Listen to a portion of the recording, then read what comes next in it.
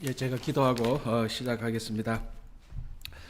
하나님 아버지 감사합니다. 오늘도 이른 아침부터 하루 온종일 저희들의 삶을 인도해 주셨다가 또 수요일 저희들이 정한 이 시간에 현장에서 또 영상으로 함께 주님의 말씀을 공부하게 됩니다. 성경 마지막 책인 요한계시록을 저희들이 함께 나누고 묵상하고 생각함으로 이 시대 코로나 팬데믹에 특별히 종말의 기운이 있는 이 시대에 우리가 어떻게 무엇을 하며 하나님께 올바른 신앙생활을 할까, 우리를 되돌아보며 또 앞으로 어떻게 살까를 생각하고 결단하고 행하는 시간 될 수 있도록 도와주시옵소서. 성령께서 우리 각 사람의 마음을 감동감화시켜 주시고 지혜로운 학자처럼 잘 알아듣고 잘 분별할 수 있도록 인도하여 주시옵소서. 감사하오며 예수님 이름으로 기도합니다. 아멘. 내일이 추수감사절인데 사실은 처음에 오늘은 휴강 딱 해놨다가 제가 지난주에 하루 그 기도원 가는 바람에 두 번 또 휴강하기가 좀 그래서 오늘은 계속해서 공부하게 됩니다. 이렇게 하니까 집사람이 그러더라고요. 두 번 쉬면 사람들 더 좋아할 걸 이렇게 얘기하던데 그래도 또 할 때는 하고 또 쉴 때는 쉬어야죠, 그죠? 그래서 오늘 공부하고 지금 제 생각에는 진도를 좀 봐가면서 12월 둘째 주일까지 또는 12월 셋째 주일까지 할 생각입니다. 그래서 12월 둘째 주일 아닙니다. 주일이 아니고 수요일. 12월 둘째 수요일이 12월 9일. 그리고 셋째 수요일이 12월 16일인데 진도 약간 봐가면서 그리고 진도가 좀 어느 정도 잘 나가면은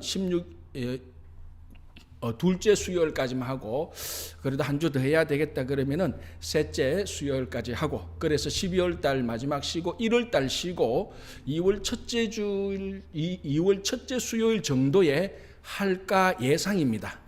그래서 아마 한 두세 주 더 하고 한 달 반 쉬고 그리고 2월 첫째 주에 또 계속해서 하고 그래서 아마 내년 초여름까지는 요한계시록이 끝날 것 같습니다. 내년 그러니까 봄 시즌에는 이제 요한계시록 끝나고 또 여름에 또 쉬고 그리고 가을에는 또 다시 다른 좋은 우리 말씀을 좀 공부하려고 합니다. 그래서 꼭 성경만 공부하는 게 아니고 성경의 배경들 이런 게 있지 않습니까? 또 성경의 역사를 정리한 것 이런 것들도 같이 계속해서 공부해 나가면은 큰 도움이 될 것 같습니다. 그래서 우리가 수요 성경 공부를 정한 요한계시록을 첫 번째로 한 이유는 지금 이제 사정이 팬데믹 상황이니까 요한계시록을 특별히 살펴봐야 될 그런 이유가 있어서 우리가 요한계시록을 보게 되는 겁니다. 자, 우리 먼저 하기 전에 항상 뭐부터 했죠? 요한계시록 전체 구조를 한번 보겠습니다. 자, 제일 첫날 나누어진 거요. 이제 엄청 많이 나갔습니다. 그죠? 자, 첫 번째 서론 1장 1절에서 8절 부활하신 예수님께서 이제 나타나시는 것을 우리가 봤고요.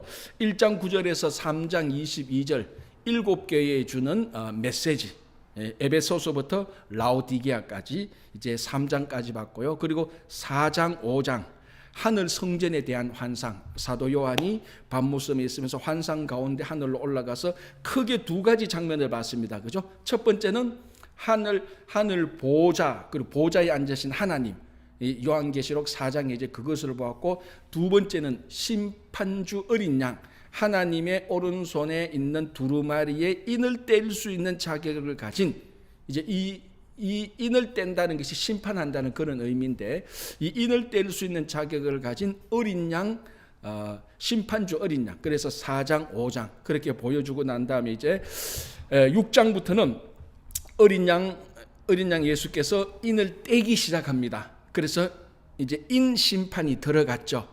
그래서 인심판, 나팔심판, 대접심판 이 세 종류의 심판이 이제 스트레이트로 쭉 나오는데 우리가 지난주에 봤다시피 계속해서 쉬지 않고 이어지는 것이 아니고 여섯 번째 인 떼고 쉬었다가 일곱 번째 인을 떼니까 이게 또 나팔 재앙으로 이어졌습니다. 그래서 첫 번째, 두 번째, 세 번째, 네 번째, 다섯 번째, 여섯 번째 나팔로 가고 여섯 번째 나팔을 불고 일곱 번째 나팔을 불기 전에 또 막간이 생깁니다. 자, 이제 오늘은 이쪽 부분을 우리가 공부하게 될 건데, 자, 한번 보겠습니다. 우리 그 전체 구조. 6장, 일곱 인 심판이죠. 그죠? 그리고 6장은 첫 번째에서 여섯 번째까지 인을 떼는 내용이 나오고 일곱 번째 인을 떼기 전에 막간, 거기 7장이라 그랬습니다. 요한계시록 7장. 이 7장에서 무슨 내용이 나옵니까? 딱 한마디로 말하자면은 머리에 이마에 인 맞은 사람. 그래서 하나님께서 이 머리에 이마에 인 맞은 사람 14만 4천 명을 그 인 심판 가운데서 하나님께서 보호하시는, 그러니까 다섯 번째 인을 떼고 여섯 번째 인을 떼니까 누가 과연 이런 심판 속에서 누가 살아갈 수 있을까? 어떤 사람이 살아갈 수 있을까? 그래서 일곱 번째 인을 떼기 전에 막간이 나타나는데 그런 심판 가운데서도 하나님께서 보호하시고 살아가는 사람을 보여줍니다. 구원받은 사람들. 그 사람이 14만 4천 명. 그러니까 이게 이제 그 막간, 여섯 번째 인과 일곱 번째 인 사이에 막간이 있는 요 상황 14만 4천 명은 그 심판 가운데서 보호받는 사람, 구원받는 사람들을 보여줍니다. 자, 요 패턴이 여섯 번째 나팔과 일곱 번째 나팔 사이에 막간이 일어난데 목적은 똑같습니다. 오늘 이제 요거를 우리가 한번 이제 보게 되는데요. 우리가 지난주까지 어디까지 봤는가 하면은 네 번째 나팔 부는 것까지 봤습니다. 그죠? 그래서 14만 4천 명이 끝나고 이제 8장에 들어가면서 일곱 번째 인을 떼죠. 거기 이제 그 전체 구조에 8장 1절에서 5절 일곱 번째 인을 떼니까 일곱 번째 인만 나타나는 고유한 재앙이 아니고 일곱 번째 일곱 나팔 심판으로 이어졌습니다. 그게 이제 8장 6절부터 8장 1절부터 13절까지 연달아 네 번의 나팔이 나타나게 되는 거죠. 그죠? 이것이 우리 인 심판할 때 첫 번째 인, 두 번째, 세 번째, 네 번째 인을 뗄 때 공통적으로 말을 타고 말 탄 사람들이 나타나는 한 세트처럼 요것도 나팔도 한 세트처럼 첫 번째, 두 번째, 세 번째, 네 번째 나팔이 나타나고 다섯 번째 나팔을 부는데 무슨 일이 일어납니까? 독수리가 날아가면서 화, 우하이 이렇게 막 있죠. 헬라어로 그게 독수리 울음소리다. 그래서 다섯 번째 나팔은 독수리가 울었던 첫 번째 화하고 같은 겁니다. 화가 세 번 일어났죠. 그 다섯 번째 나팔, 여섯 번째 나팔, 일곱 번째 나팔. 여기 독수리가 말했던 첫 번째 화, 두 번째 화, 세 번째 화하고 매칭이 되는 거죠. 지난주에 우리가 다섯 번째 나팔을 불었을 때 독수리가 우하이 하는 것을 보면서 그걸 앞에 약간 하다가 멈추었습니다. 여기 지난주까지 복습인데 이 다섯 번째 나팔을 불 때 심판이 굉장히 이게 중요한 요한계시록의 진면목을 보여주는 그런 내용들이 나타나게 되는 것입니다. 자, 다섯 번째 나팔을 했을 때 그 심판을 한마디로 무엇이었습니까? 황충이었죠. 황충, 그죠? 자, 전도사님 그 황충 모양 한 번 더 보여주시기 바랍니다. 지난주에 봤는데 황충 모양. 자, 지난주에 우리가 요까지 봤는데요. 자, 우리 지난주 교재 한번 보겠습니다. 5번 다섯 번째 나팔. 자, 보셨죠? 지난주 교재. 자, 오늘 교재가 지난주 교재. 다섯 번째 나팔을 불 때 이게 첫 번째 화였습니다. 그죠? 근데 이게 땅에 떨어진 별이 나옵니다. 이 땅에 떨어진 별이, 그러니까 여기 요한계시록으로 보면은 어인화된 부분들이 많이 나타납니다. 오늘도 여기 다섯 번째 나팔을 보면 땅에 떨어진 별이 무저갱의 열쇠를 가지고 있다라고 말합니다. 별이 어떻게 열쇠를 가지고 있습니까? 그죠? 못 가지고 있죠. 그러나 어인화해서 그렇게 말합니다. 그 다섯 번째 떨어진 별이 이게 뭡니까? 무저갱의 열쇠를 가지고 있다. 그런데 이게 다섯 번째 떨어진 별이 천사, 이게 좋은 천사인지 나쁜 천사인지 타락한 천사인지 우리가 말하는 하나님의 일을 하는 좋은 천사인지 이거 간에도 사실 좀 해석이 두 가지로 나누어지고 있습니다. 그래서 요한계시록에서 그래서 우리가 해석을 어느 하나로만 이게 확실하다고 목숨 걸 필요는 제가 없다 그랬습니다. 분명히 이렇게도 볼 수 있고 저렇게도 볼 수 있고, 그런데 다행인 것은 이렇게도 볼 수 있고 저렇게 볼 수 있는 것, 이것이 요한계시록 전체를 흔들어 버리는 중요한 해석이 아니라는 겁니다. 이렇게도 봐도 되고 저렇게도 봐도 되고 우리가 좀 더 앞으로 시간을 두고 보자는 겁니다. 어쨌든 중요한 것은 땅에 떨어진 별이 무저갱의 열쇠를 가지고 있는데 이 무저갱은 지옥이라고 보면 됩니다. 그죠? 자, 이제 여기서 이 무저갱의 열쇠를 여는데 여기서 자 지난주 교재 갈로 3번 보시기 바랍니다. 요걸 이제 좀 보겠습니다. 갈로 3번 연기 사이로 황충이 올라오게 됩니다. 자 요한계시록 9장을 한번 보겠습니다. 요한계시록 9장 자 요한계시록 9장 1절부터 제가 좀 읽어볼게요. 다섯째 천사가 나팔을 불매 내가 보니 하늘에서 땅에 떨어진 별 하나가 있는데 그가 무저갱의 열쇠를 받았더라. 그가 무저갱을 여니 지옥을 여니 이 말이죠. 그 구멍에서 큰 화덕의 연기 같은 연기가 올라오매 해와 공기가 그 구멍의 연기로 말미암아 어두워지며 무저갱을 여는데 거기서 막 연기 같은 게 나타나서 막 어두워지는 겁니다.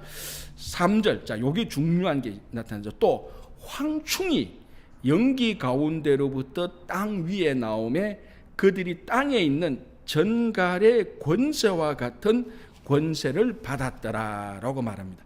그래서 5번째 나팔의 심판의 내용은 황충입니다. 황충. 이게 어떤 곤충인데 가장 대표적으로 메뚜기과에 속하는 곤충이라고 말을 합니다. 정확히는 뭔지는 모르겠지만 이 황충의 모습이 나타나는데 이 황충이 어디에 거주하고 있었죠? 무저갱, 지옥에서 있었습니다. 그래서 지옥에서 올라오는데 황충은 한마디로 말하면 사탄의 하수인입니다. 사탄이 부리는 그러니까 사탄의 행동 대장이죠. 그렇게 되는 겁니다. 그 황충이 전갈의 권세를 가지고 있습니다. 이 세상에서. 무시무시한 거죠. 그죠? 자, 좀 더 봅시다. 황충이 그럼 무슨 악한 어떤 심판을 하는가? 4절 보겠습니다. 4절에서 6절인데요. 쭉 한번 제가 읽어볼게요. 성경 본문을 읽어볼게요. 9장 4절 그들에게 이르시되 땅에 풀이나 푸른 것이나 각종 수목은 해하지 말고 오직 이마에 하나님의 인침을 받지 아니한 사람들만 해하리라 하시더라. 그러나 그들을 죽이지는 못하게 하시고 5달 동안 괴롭게만 하게 하시는데 그 괴롭게 함은 정갈이 사람을 쏠 때에 괴롭게 함과 같더라. 그날에는 사람들이 죽기를 구하여도 죽지 못하고 죽고 싶으나 죽음이 그들을 피하리로다 라고 말을 하고 있습니다. 그런데 황충이 나타나서 하는 일은 수목은 해하지 않고 사람을 죽입니까? 아니죠. 죽이지는 않고 괴롭게만 합니다. 어떤 사람? 이마에 인 맞지 않은 사람. 그런 사람들만 잡아서 정갈이 쏘는 것처럼 그렇게 괴로움을 준다는 겁니다. 정갈이 혹시 한번 쏘여본 적이 있습니까? 없죠. 있어요? 없죠.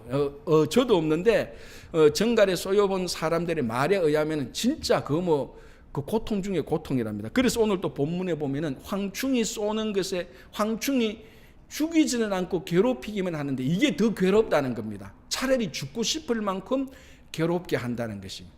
그런데 이게 5달 동안만 제한된 기간 동안에만 머리에 이마에 입맞지 않는 사람을 괴롭힙니다. 그러니까 이게 지금 이 5번째 나팔 심판도 아직 끝까지 무한정으로 심판하는 것도 아니고 제한된 심판입니다. 그리고 2번째 종류의 심판이 나팔 심판은 인류 전체의 3분의 1에 초점을 맞추었습니다. 그죠? 첫 번째는 인심판은 4분의 1이었습니다. 그리고 나팔 심판은 3분의 1, 점점 강도가 범위가 세지고 넓어진다라고 얘기를 했습니다. 그죠? 자, 이제 중요한 것은 황충의 모양을 한번 보겠습니다. 이 황충이 우리와 같이 일반적으로 메뚜기와 같은 곤충이기도 하지만은 특별한 황충입니다. 그게 9장 7절부터 12절인데요. 이제 거기 이제 요것을 황충의 요 모양을 이제 디자인해서 그린 게 이제 여러분들이 지금 영상으로 보고 있는 바로 그 장면입니다. 자, 요한계시록 9장 7절에서 12절을 한번 보겠습니다. 제가 읽어 드릴게요. 12절. 9장 7절. 죄송합니다. 12절이 아니고 9장 7절이죠. 9장 7절. 황충들의 모양은 전쟁을 위하여 준비한 말들 같고 그 머리에는 금 같은 관 비슷한 것을 썼으며 그 얼굴은 사람의 얼굴 같고 또 여자의 머리털 같은 머리털이 있고 그 이빨은 사자의 이빨 같으며 또 철호심경 같은 호심경이 있고 그 날개들의 소리는 병거와 많은 말들이 전쟁터로 달려 들어가는 소리 같으며 또 정갈과 같은 꼬리와 쏘는 쌀이 있어 그 꼬리에는 5달 동안 사람들을 해하는 권세가 있더라. 그들에게는 왕이 있는데, 자, 황충에게 왕이 있습니다. 왕이 있는데 무저갱의 사자라. 히브리어로는 그 이름이 아바돈이요 헬라어로는 그 이름이 아볼루온이더라. 첫째 화는 지나갔으나 보라 아직도 이후에 화 둘이 이르러다. 자, 황충의 모양 이렇게 쭉 썼는데 개념이 안 잡히죠. 이게 뭔지. 그래서 오늘 여러분 이제 댁에 계시는 분은 영상에 이제 그런 황충의 모습이 나타나는데 한마디로 말하면 영락없는 괴물의 모습입니다.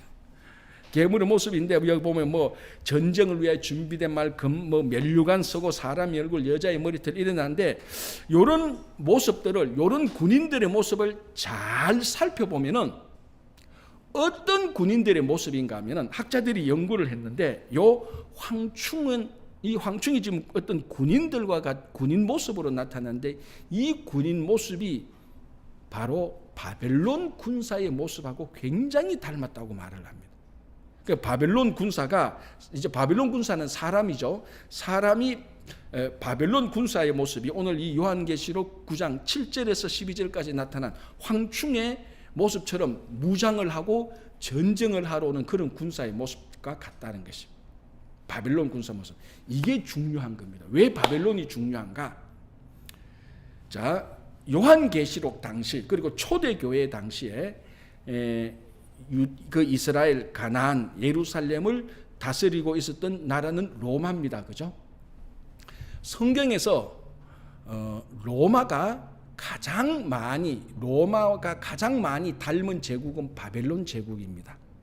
그러니까 역사적으로도 그렇고 성경에서도 이 바벨론과 로마는 굉장한 공통점이 있습니다. 자, 바벨론은 일단 우리가 중요한 공통점을 몇 개 보겠습니다. 자, 이 황충이 지금 바벨론 모습이에요. 바벨론 군사 모습이에요. 그러니까 지금 요한계시록에서 사실은 5번째 심판을 말할 때 이 뭐냐 하면은 바벨론 군사가 나타나서 막 사람을 괴롭히는, 그리고 이 바벨론 군사가 뭐냐? 로마를 말하는 겁니다.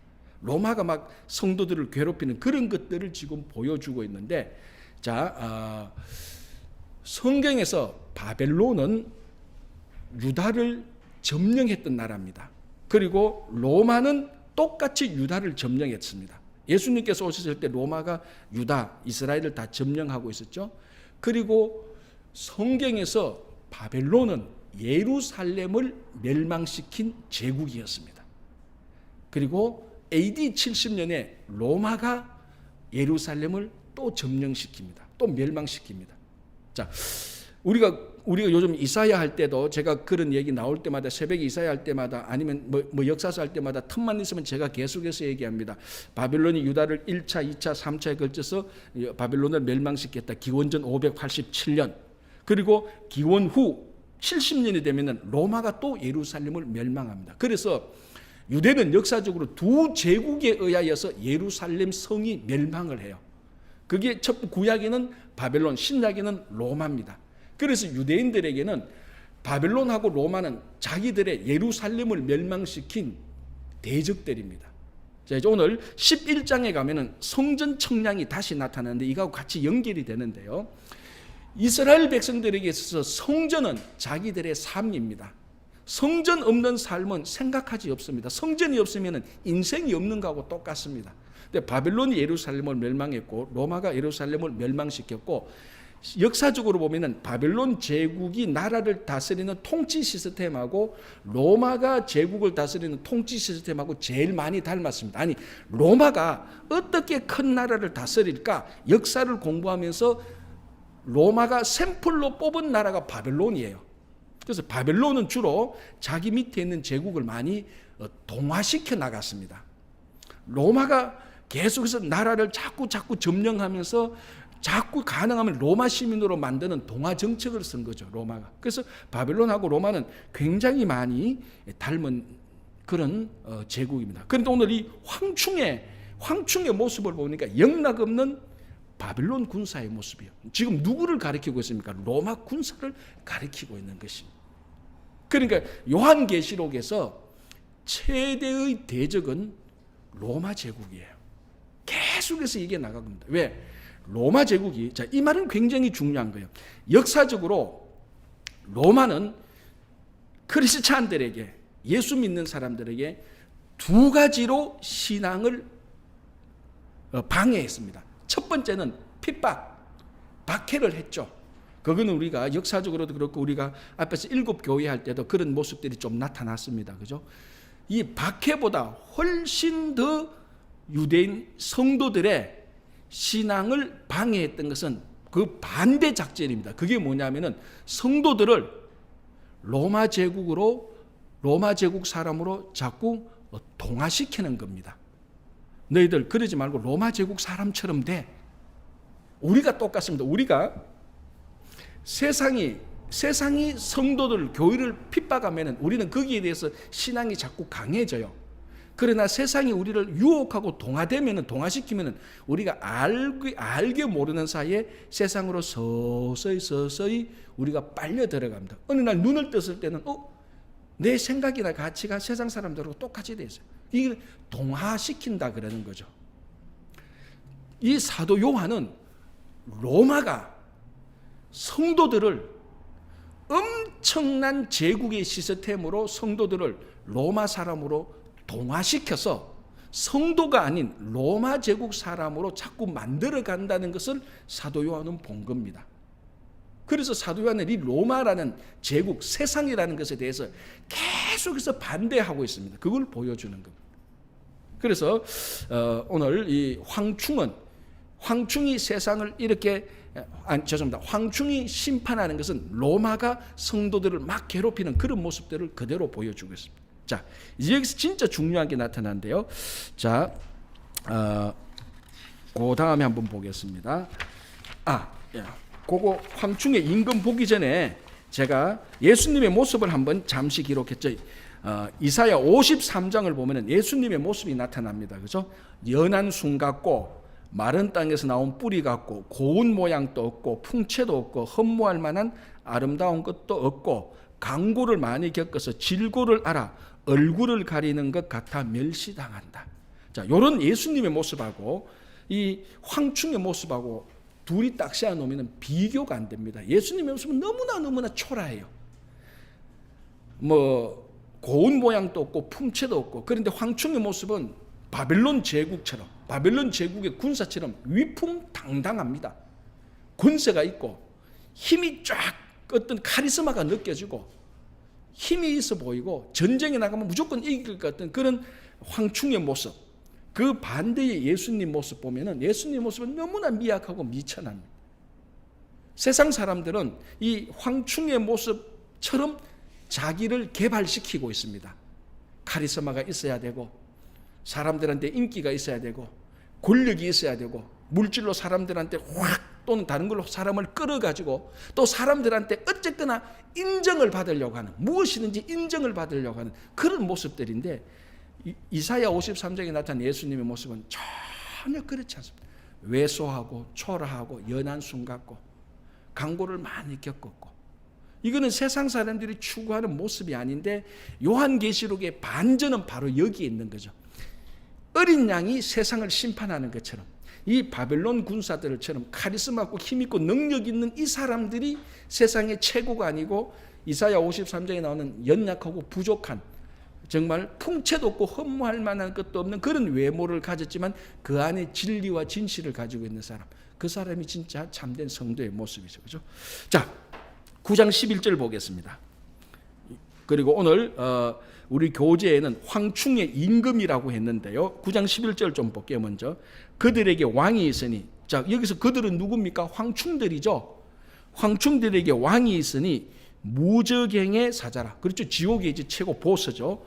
자, 그 황충들의 왕의 이름이 뭔가 하면 특이하게 이름이 나오고 있어요. 요한계시록 이런 거 참 안 밝히는데 이름을 나오고 있는데요. 히브리어로는 그 이름이 아바돈이래요. 황충의 임금 이름이 아바돈입니다. 헬라어로는 그 이름이 아볼루온입니다. 아볼루온.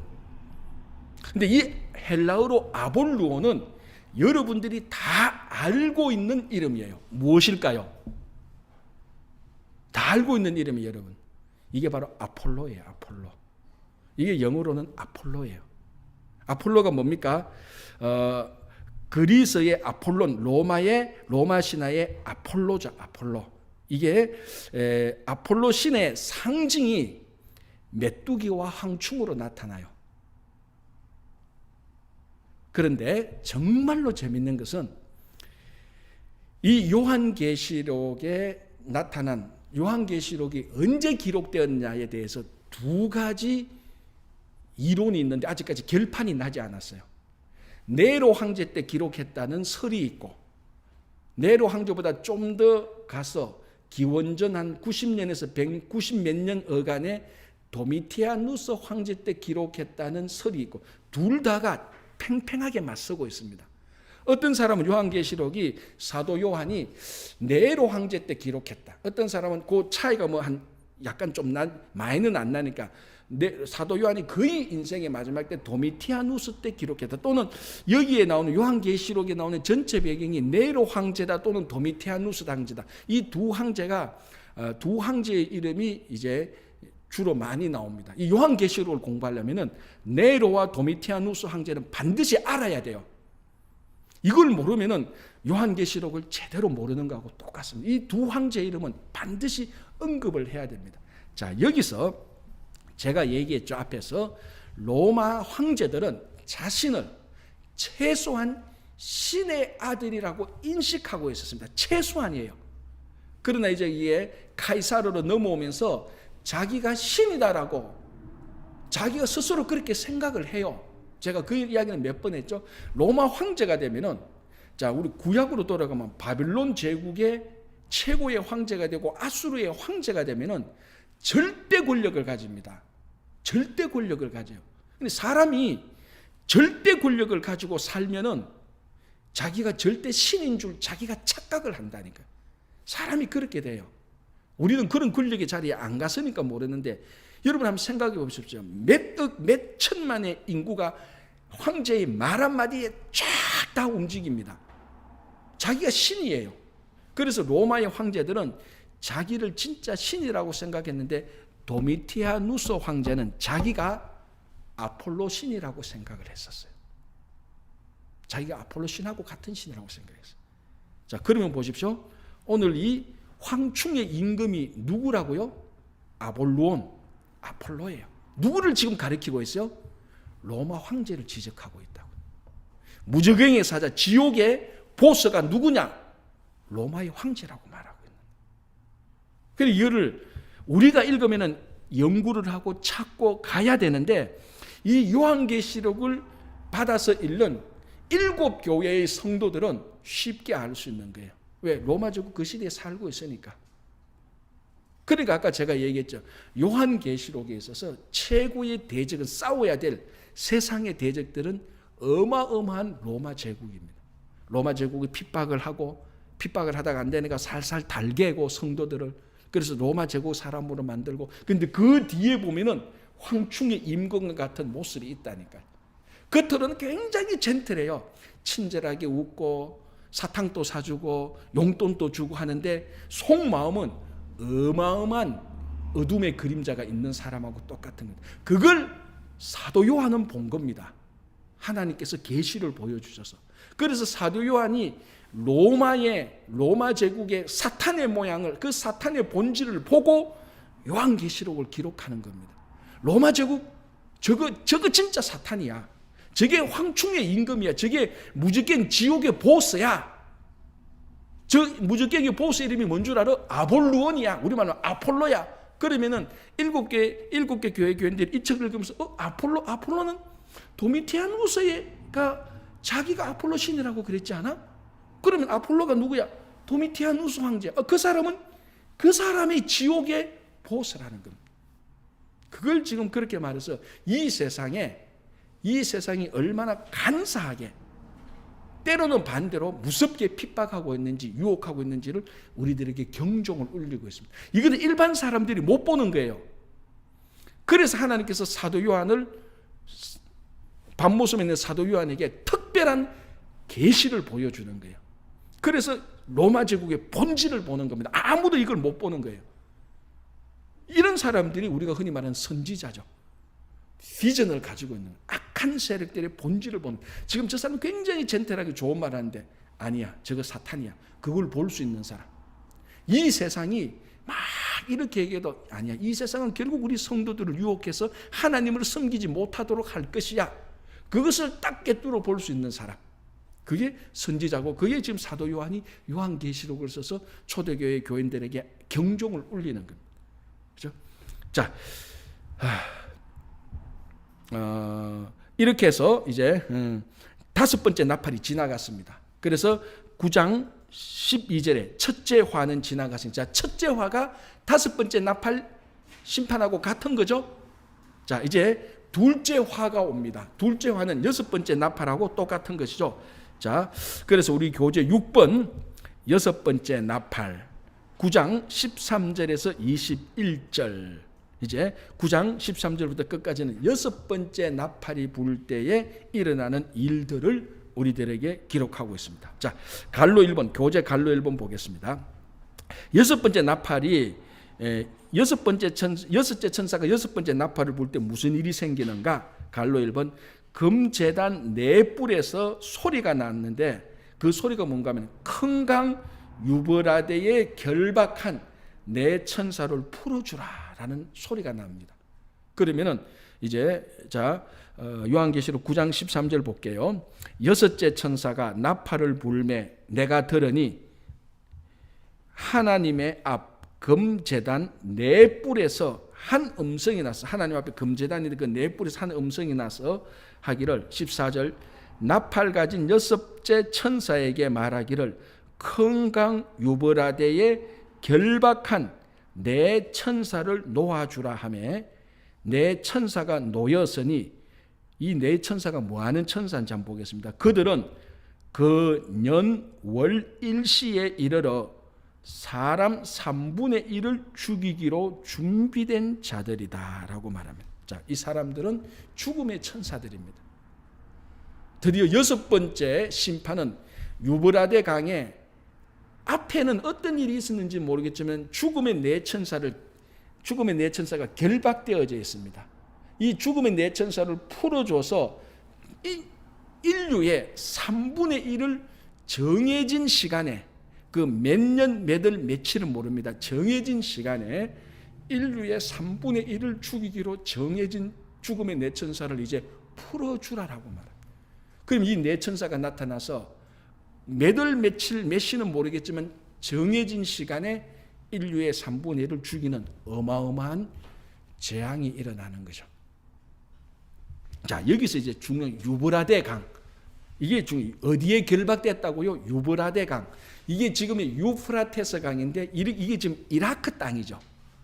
이라크 땅을 가로지르는 큰 강 유프라테스 강인데, 이 유프라테스 강은 터키에서 바로 나서 그 이라크를 쭉 이렇게 그 남북으로, 크게 보면 남북으로 쭉 가로지르는 이 강인데, 성경에서 보면은 아수르나 바벨론은 전부 다 유브라데 강을 건너와서 이스라엘과 유다를 점령한 그런 나라들입니다. 그러니까 유브라데 강은 큰 강인데 이 강 너머에 바벨론 제국과 아수르가 있었습니다.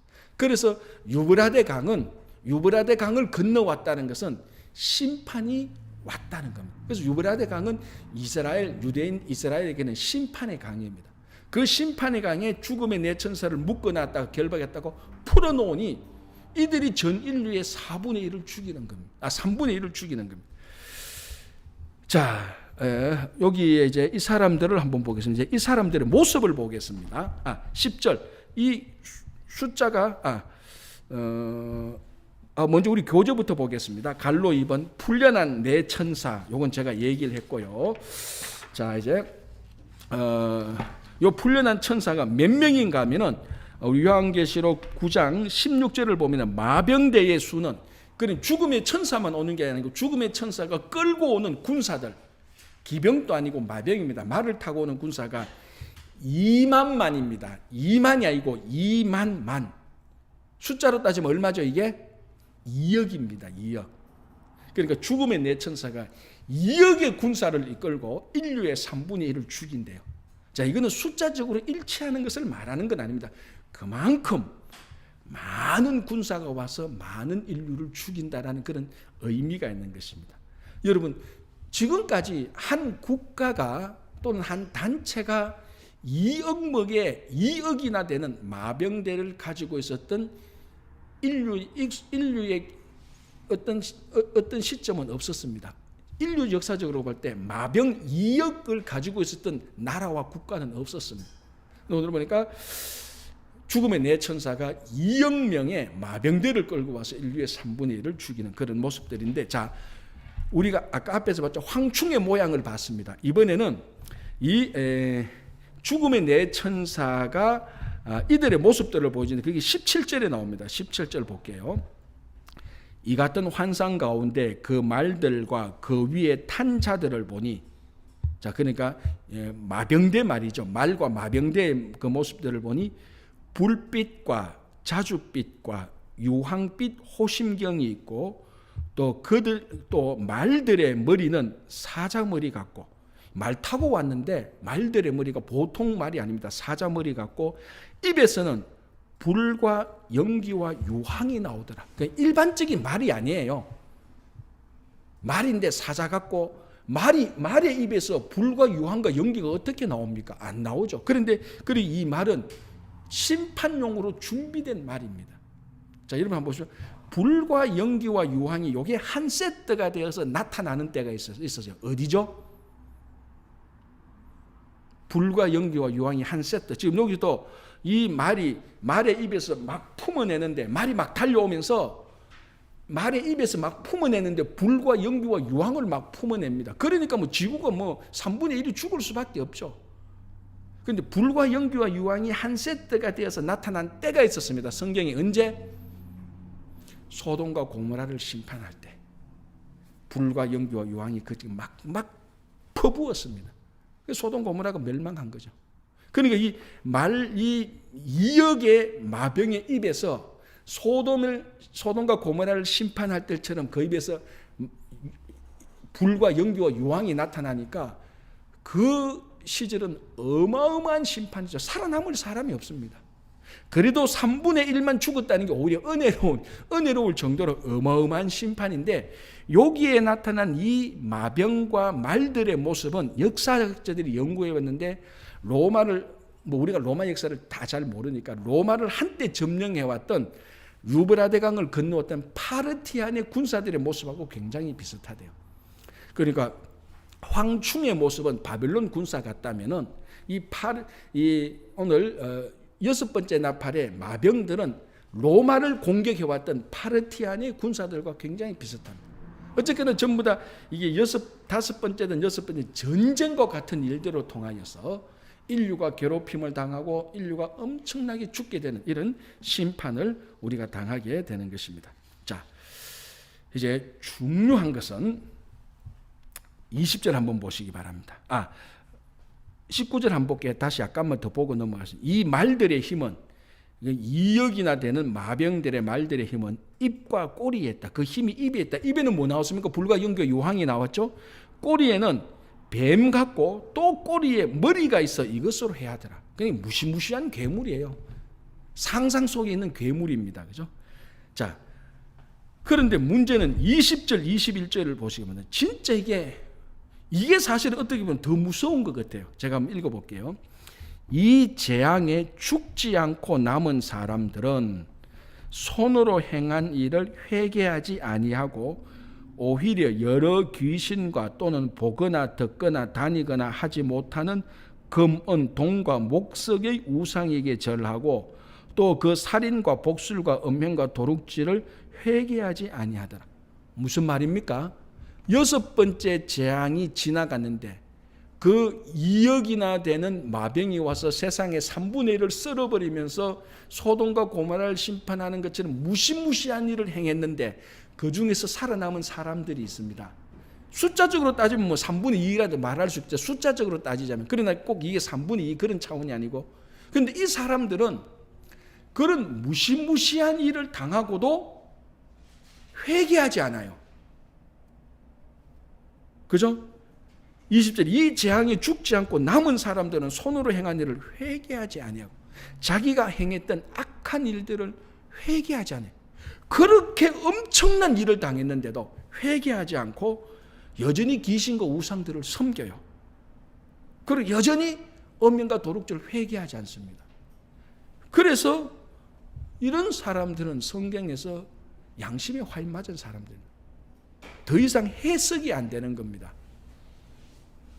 소돔과 고모라 같은 심판을 당했는데, 옆에서 심판을 당했는데 자기는 그 가운데서 살아남았다고 해서 자기들의 삶을 되돌아보지 않고 회개하지 않는다. 이 사람들을 위하여서 7대접의 심판이 이제 준비되어 있는 것입니다. 7번째 나팔을 불 때 이제 우리가 10장 11장을 지나가고 12장 전도에 우리가 보겠는데 뭐 오늘은 못 볼 겁니다. 아마 진도 끝까지 나가지 않을 건데 7대접의 심판은 제가 처음에 말씀했죠. 뭐 3분의 1이 아니고 전 인류에게 다 내리는 심판입니다. 그럴 수밖에 없죠. 이 사람들을 한번 보십시오. 소돔 고모라 심판을 당하면서도 살아남았다고 해서 회개하지 않아요. 이 사람들을 어떻게 다루겠어요? 이 양심에 화인 맞은 사람들 다루는 수가 없습니다. 전면적인 심판을 행할 수밖에 없습니다. 가끔 이제 우리가 살다 보고 신앙생활 하다 보면 진짜 가끔입니다. 야, 이 사람은 진짜 양심에 화인 맞았구나라고 생각드는 사람들이 한두 명이 있습니다. 진짜로 제가 그런 사람 한두 명이 좀 경험을 해봤는데요. 아니, 말이 안 돼요. 진짜로 말이 안 돼요. 아니, 도대체 이 사람은 양심이 뭐로 됐는가?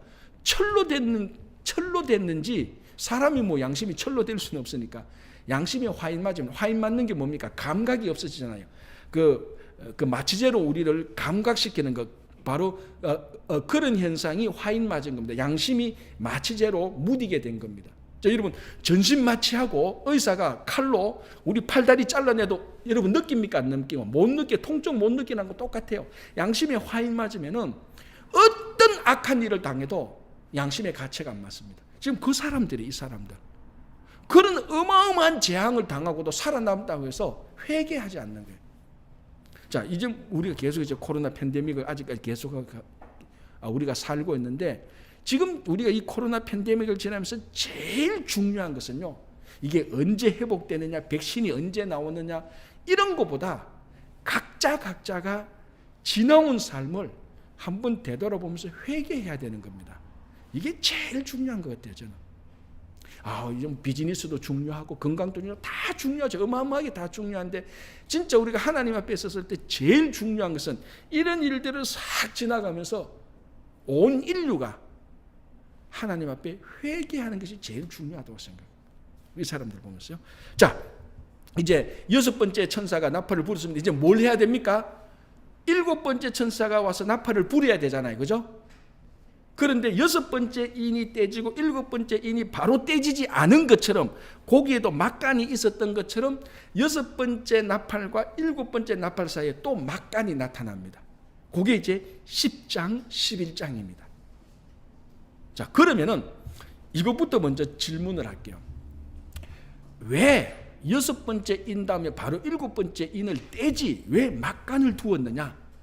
6번째 나팔을 불고 7번째 나팔을 바로 불지 왜 막간을 두었느냐?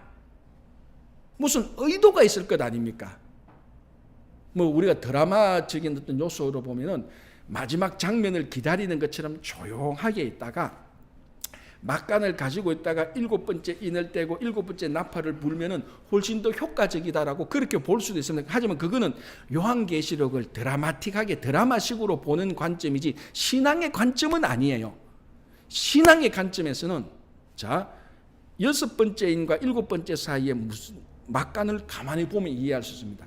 자, 6번째 인을 떼고 난 다음에 누가 이 심판에서 살아남을까라고 얘기를 했죠. 그때 이마에 입맞은 14만 4천 명은 하나님께서 구원하고 보호하신다는 것을 그 인심판 가운데서 보호하고 구원하는 사람들, 하나님의 보호와 구원을 보여줬습니다. 이것도 똑같은 거예요. 6번째 나팔이 이렇게 막 휘몰아치면서 7번째 나팔 심판 가기 전에도 여전히 이 막간 동안에 하나님께서 보호하고 하나님께서 구원해 주시는 그 하나님의 구원의 역사를 보여주고 난 다음에 7번째 나팔로 들어갑니다. 왜? 심판 가운데 하나님의 구원이 있다는 것을 보여주는 겁니다. 6번째 인 때고 구원을 보여주는 겁니다. 6번째 나팔을 불고 또 구원과 보호를 보여주고 7번째 나팔을 부는 겁니다. 그러니까 요한계시록은 심판과 구원이 같이 있는 것입니다. 많은 사람이 요한계시록에 7 나팔, 7 대접, 심판, 바빌론 무너지고 심판만 말하는데 심판과 구원을 같이 말하는 것이죠. 그래서 이런 심판 가운데서도 막간을 두어서 하나님께서 구원하시는 역사를 보여주고 있는 것입니다. 자, 이제 그 구원의 역사를 우리가 10장을 통해서 한번 보겠습니다. 자, 이제 오늘 교재로 들어갑니다. 이게 이제 오늘 교재로 들어갑니다.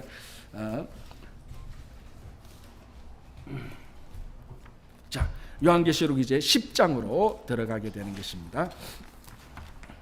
자, 먼저 10장에는 무슨 내용이 나오는가 하면요. 제가 그 앞에 일단 먼저 적어놨죠. 10장 1절에서 11장 15절까지는 6번째 나팔과 7번째 나팔 사이의 막간입니다. 제가 방금 설명한 것처럼요. 자, 그러면 이 막간 사이를 이제 우리가 살펴봐야 되는데 중요한 건데요. 10장에서는 무슨 내용이 나온가 하면 힘센 천사가 가지고 있는 작은 두루마리가 나옵니다. 자, 요걸 이제 우리가 한번 봐야 되는 건데요. 자, 힘센 천사가 나온다라고 하는데요. 자, 10장 1절 보겠습니다. 요한계시록 10장 1절. 그리고 오늘 교재 1번은 힘센 다른 천사가 나옵니다. 자, 10장 1절. 내가 또 보니, 사도 요한이 또 보는 거죠. 내가 또 보니 힘센 다른 천사가 구름을 입고 하늘에서 내려오는데 그 머리 위에 무지개가 있고 그 얼굴은 해 같고 그 발은 불기둥 같으며 그 손에는 펴놓인 작은 두루마리를 들고 그 오른발은 바다를 밟고 왼발은 땅을 밟고. 자, 이제 갑자기 막간이 생기면서 힘센 천사가 나타나는 겁니다. 자, 요한계시록을 보면은 힘센 천사가 3번 나타나는데 첫 번째는 우리가 사실은 중요하지 않게 넘어갔던데 힘센 천사가 한번 나타났습니다. 언제 나타났을까요?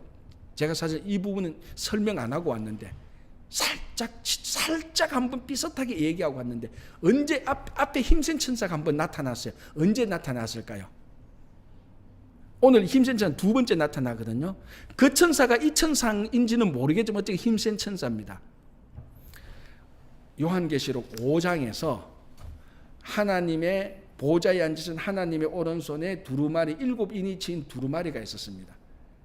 그때 힘센 천사가 나타나서 누가 저 오른손에서 두루마리의 인을 뗄까라고 큰 소리를 외쳤던 천사가 힘센 천사예요. 그때는 그때 큰 중요한 역할을 하죠. 그때 사도 요한이 그걸 듣고 굉장히 낙담됐죠.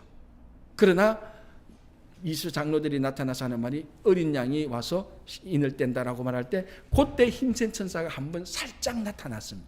그리고 오늘 두 번째, 그러니까 첫 번째 힘센 천사는 그렇게 중요한 역할을 한 게 아니라 우리 드라마를 보면 엑스트라 비슷하게 나타난 거예요. 그런데 오늘 요한계시록 10장의 힘센 천사는 굉장히 중요한 역할을 하고 있습니다. 자, 이 힘센 천사는 그리고 세 번째 힘센 천사가 언제 나타나는가 하면은 18장 21절에 큰 성 바벨론을 심판하는 당사자로서 힘센 천사가 나타납니다. 그러니까 힘센 천사를 보면은 점점 더 중요한 일을 하게 되는 거죠. 어쨌든 자, 이제는 뭐 어떤 다른 힘센 천사를 보는데 모습이 어떻습니까? 자, 구름을 입고 하늘에서 내려오고 머리 위에 무지개, 얼굴은 해 같고 그 발은 불기둥 같은데 바다와 땅을 밟고 있습니다. 그리고 10장 5절을 보시기 바랍니다. 한때 그 모습이 나타나는데요. 내가 본 바 바다와 땅을 밟고 서 있는 천사가 하늘을 향하여 오른손을 들고 뭐 이렇게 좀 이렇게 들든지 이렇게 좀 들었죠. 자, 이런 천사의 모습인데 굉장히 환상적인 모습입니다. 그죠? 그런데 이제 여기서 나타난 모습을 전반적으로 볼 때 구름이 나타나고 무지개가 나타나고 불기둥이 나타나고 이런 모습들은 주로 구약에서 하나님의 임재의 모습하고 많이 닮았습니다. 하나님 임재 모습하고 많이 닮았고요. 그래서 이 천사가 하나님이란 뜻은 아닙니다. 그러나 하나님 임재의 모습처럼 이렇게 나타나고 있는 것입니다. 그죠? 자, 그런데 이제 여기서 중요한 거는 기원전 280년경에 그리스의 로도스 섬이라는 것에 로도스 섬에 큰 동상을 하나 세웁니다. 자, 이제 그게 이제 동영상이 나오는 건데 여러분 교재에도 있죠. 우리 현장에 오신 분 교재를 보면은 요거 있죠. 요거 그죠? 요 사진. 여기에 이제 실제로 그리스 로도스 섬에 큰 동상을 세워놨는데 여기 지진으로 무너져요. 지진으로 무너지고 있는데 그 지금 역사적 자료를 기초로 해서 그린 그림입니다. 로도스 섬에. 근데 요 크기가 요 동상의 크기가 자유의 여신상하고 거의 비슷하대요. 크기가. 그래서 어떤 사람은 이 그리스 로도스 섬의 동상에서 힌트를 얻어서 자유의 여신상의 크기하고 했다라는 그런 인터넷 자료들도 제가 살펴봤습니다. 이 로도스 섬의 상인이죠. 큰 상인을 로도스 섬에 세워가지고 어쩜 뭐 로도스 섬의 어떤 뭐랄까 수호신 비슷하게 그렇게 만들어 놓은 거죠. 근데 요 모습이 오늘 힘센 천사의 모습하고 유사성이 굉장히 많이 있습니다. 많이 닮았어요. 확정은 아닌데 연구자들이 말하기를 그 당시 이제 소아시아 지역은 헬라 문화의 영향을 많이 받았습니다. 헬라 문화 영향을 많이 받았기 때문에 많은 사람들이 그리스 로도스 섬의 큰 동상에 관한 이야기를 많이 들었을 것이고 우리말로 하면 좀 식자청, 좀 유식한 사람은 그 얘기를 알고 있었을 것이라는 것에 기초해서 이 힘센 천사가 거기서 그 그리스 로도스 섬의 큰 동상에서 차용해서 힘센 천사의 모습을 말하고 있지 않은가라고도 얘기를 합니다. 그러나 더 중요한 것은 아까 제가 말씀드린 것처럼 구약시대의 하나님의 임재의 모습하고 굉장히 비슷합니다. 자, 그리고 또 한번 보십시오. 2절에 그 손에는 펴놓인 작은 두루마리를 들고 오른손에 작은 두루마리를 들고 있고 그 오른손은 오른발은 바다를 밟고 왼발은 땅을 밟고라고 말합니다. 물론 뭐 이 로도스 섬의 이 동상은 그 땅과 바다를 밟고 이렇지는 않습니다. 그죠? 큰 두 지역을 이렇게 밟고 있는데요. 땅과 바다를 밟고 있습니다. 땅과 바다를 지배하는 권세를 가지고 있다는 표시죠. 그리고 온 세상을 다 지배하는 권세를 가지고 있습니다. 이 힘센 천사가. 그죠? 자, 그러면 이 힘센 천사가 바로 6번째 나팔과 7번째 나팔 사이에 사람들을 보호하는 하나님의 임재의 모습과 유사한 모습으로 나타나서 그 성도를 보호하는 어떤 큰 위로와 이미지를 우리들에게 주고 있는 것입니다. 그렇죠? 자, 그리고 이제 또 중요한 것을 한번 보시기 바랍니다. 그 손에는 펴놓인 작은 두루마리를 들고 있었다. 자, 이거는 요한계시록 5장에서 하나님의 오른손에 두루마리를 들고 있었습니다. 그죠? 자, 우리 요한계시록 5장에 하나님의 오른손에 두루마리를 들고 있었다는데 이 두루마리에 그리고 오늘 여기도 나온 두루마리에 헬라어의 원뜻에 나온 헬라어의 그 단어에서 나온 영어가 무슨 영어일까요? 이것도 여러분들이 다 아는 단어예요. 그게 바이블입니다. 바이블. 성경. 그 두루마리의 히브리어는 두루마리의 헬라어는 비블리아입니다. 비블리아. 비블리아의 영어식 이름이 바이블이에요. 바이블 성경. 그러니까 그렇다고 해서 이 두루마리가 성경이다 말은 아니고 우리가 말하는 바이블이란 영어 단어가 두루마리의 헬라어 단어에서 나온 겁니다.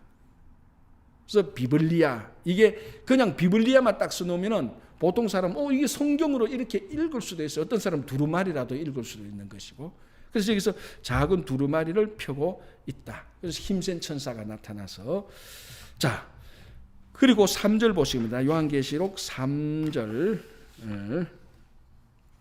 그리고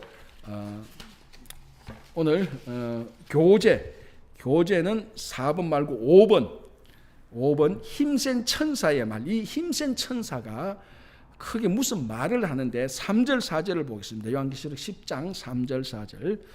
사자가 부르짖는 것 같이 이 힘센 천사가 말하는 것이 어떤가 하면요, 사자가 부르짖는 것 같이 큰 소리로 외치니 그가 외칠 때에, 힘센 천사가 외칠 때에 7 우레가 그 소리를 내어 말한다. 그러니까 힘센 천사가 말하는데 7 우레가 또 그 소리를 말하는 거예요. 이 소리가 막 섞이고 이런 의미가 좀 있겠죠. 자, 중요한 것은 4절 7 우레가 말을 할 때에 내가 기록하려고 하다가, 무슨 말이냐면 7 우레가 말을 해요. 우레가 말을 한다니까 이게 좀 말이 안 되는 것 같은데, 우레가 말을 하니까 사도 요한이 그것을 기록하려고 했어요. 무슨 말을 기록하려고 했는데 뭐라고 말합니까? 4절에 기록하려고 하다가 곧들이니 하늘에서 소리가 나서 말하기를 7 우레가 말하는 것을 임봉하고 기록하지 말라. 하나님께서 7 우레가 말하는 것을 그 기록하지 말라. 그냥 덮어두어라라고 말. 유일하게 요한계시록에서 계시하지 않고 덮어둔 부분이 이 부분입니다. 무슨 말을 했을까? 7 우레가. 아무도 모르죠. 사도 요한이 그걸 기록하려고 했는데 하나님이 그냥 기록하지 말고 덮어두어서 이늘에서 봉해 놓아라.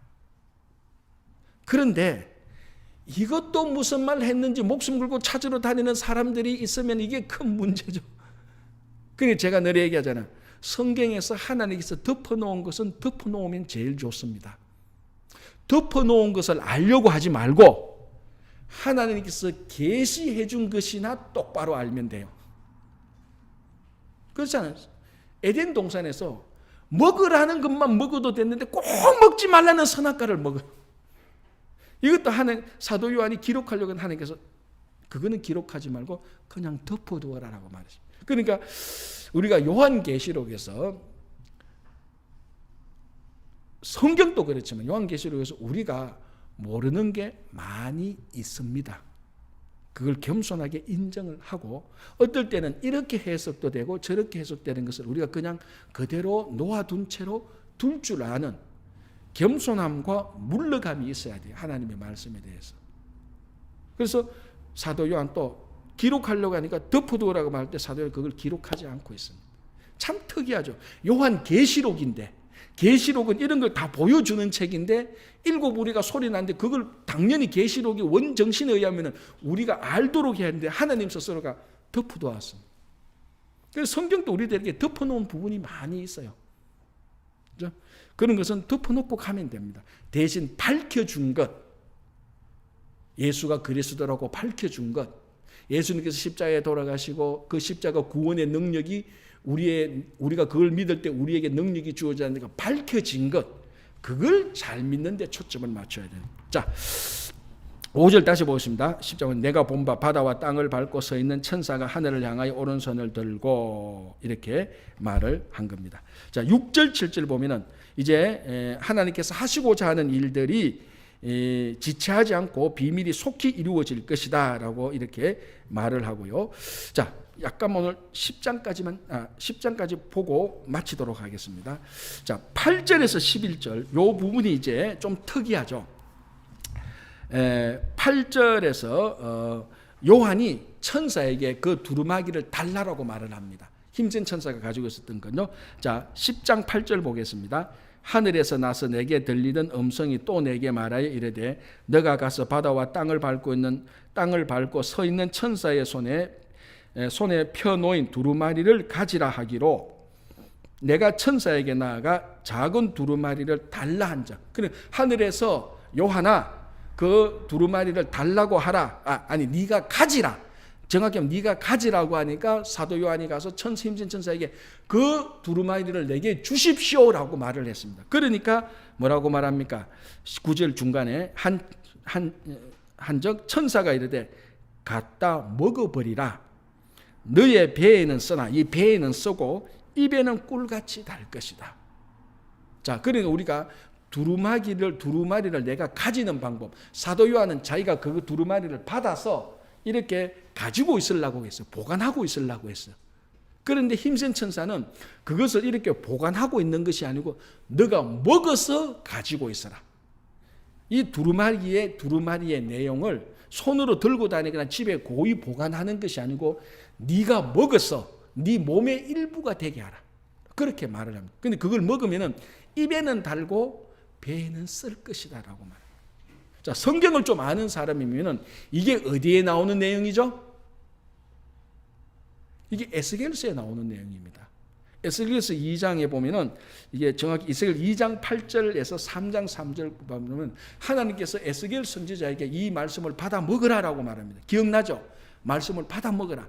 그 말씀이 입에는 꿀같이 다나 속에는 쓸 것이다. 그리고 그 내용을 보니까 왜 속에는 쓰냐 하면은 에스겔서를 보면은 그 내용을 보면은 내용은 애곡, 애가, 재앙 이런 내용들이 적혀 있는 겁니다. 그러니까 먹으니까 속에서 그게 써져. 왜? 심판의 말이니까. 그죠? 그래서 그 에스겔서에서 있었던 말, 그래서 에스겔서가 그 말씀을 먹고 에스겔서가 그걸 가지고 말씀이 자기 안에 있으니까 그 말씀을 전할 수밖에 없는 사람이 되는 겁니다. 그러니까 이 말은 뭐냐면은 하나님께서 사도 요한에게 두루마리 말씀을 가지라라고 말했습니다. 그죠? 그래서 이 말은 그 말씀을 가진 자는 하나님의 말씀을 가진 자는 이것을 아무도 모르게 비밀 장소에 숨겨 놓는 게 아니고 하나님의 말씀을 가진 자의 의무는 뭡니까? 이 말씀을 사람에게 전해야 되는 의무가 있습니다. 그런데 특이하게 에스겔 선지자처럼 사도 요한에게 너가 그 말씀을 먹어서 가져라. 말씀이 네 안에 들어오게 하라. 그래서 네가 말씀을 가진 자로서 이 말씀을 만국 백성에게 전하라라는 것입니다. 그래서 거기에 보십시오. 자, 10절 요한계시록 10장 10절 내가 천사의 손에서 작은 두루마리를 갖다 먹어버리니 내 입에는 꿀같이 다나 먹은 후에 내 배에서는 썩게 되더라. 그가 내게 말하기를 너가 많은 백성과 나라와 방언과 임금에게 다시 예언하여야 하리라 하더라. 왜? 말씀을 가진 자잖아요. 말씀을 어떻게 가졌습니까? 먹어서 가진 자. 말씀이 자기의 삶이 된 자. 이 사람은 다시 또 말씀을 온 백성에게 전해야 되는데 특별히 여기에 10절의 마지막에 임금에게 다시 예언하라. 이게 가장 쉽게 말하면 지금 이 당시에 임금은 누굽니까? 로마 제국의 황제죠. 그래서 이게 나중에 기원 후 313년, 300 몇 년 가면서 결국 로마의 황제니까 어쨌든 로마의 황제가 기독교를 공인하게 되는 것입니다. 그렇죠? 그래서 10절에 천사와 작은 이제 두루마리가 나타나서 힘센 천사가 하나님의 권세를 가진 힘센 천사가 세상을 다스리고 통치할 수 있는 힘센 천사가 성도들을 보호하면서 작은 두루마리를 사도 요한에게 전해줌으로써 사도 요한에게 특별한 복음 전파에 이 말씀을 전하는 위임령을 주게 되는 것입니다. 이게 뭡니까? 지금 이 상황이 어디에서 일어나는 겁니까? 심판 사이에서 일어난다고. 6번째 나팔과 7번째 나팔 심판 사이에 하나님께서 이 사도 요한에게 말씀을 또 전할 수 있는 위임 명령을 주고 힘센 천사가 나타나서 성도들을 보호하는 이런 모습들이 나타납니다. 자, 다음 주에는 11장을 우리가 같이 보겠습니다. 여기는 두 정인, 성전 청량하는 것과 두 정인이 나타나게 되는데 요 막간을 보고 다음 주에는 7번째 나팔 심판으로 우리가 들어가겠습니다. 기도하겠습니다. 하나님 감사합니다. 오늘도 저희들 이 수요일 귀한 시간을 내어서 요한계시록 말씀을 다시 한번 나누면서 정말 세상 마지막에 있을 심판들을 생각하며 이 심판 가운데에서도 하나님께서 믿는 자들을, 하나님의 자녀들을 또 보호해 주신다는 것을 우리가 말씀을 통해서 알고 또 이 심판 가운데서도 말씀의 위임을 받았던 성도들이 말씀을 온 백성의 방언, 온 백성과 나라와 민족에게 말씀을 전할 수 있도록 도와주시옵소서. 주님, 내일 또 추수감사절입니다. 감사가 넘치는 하루가 되게 하시고 특별히 2020년 코로나 팬데믹 가운데서 하나님의 특별한 은혜를 감사하는, 감사가 넘치는 내일 하루를 보낼 수 있도록 도와주시옵소서. 예수님 이름으로 기도합니다. 아멘. 예, 마쳤습니다. 수고하시고 해피 땡스기빙. 예, 추수감사절 잘 보내시기 바랍니다. 예.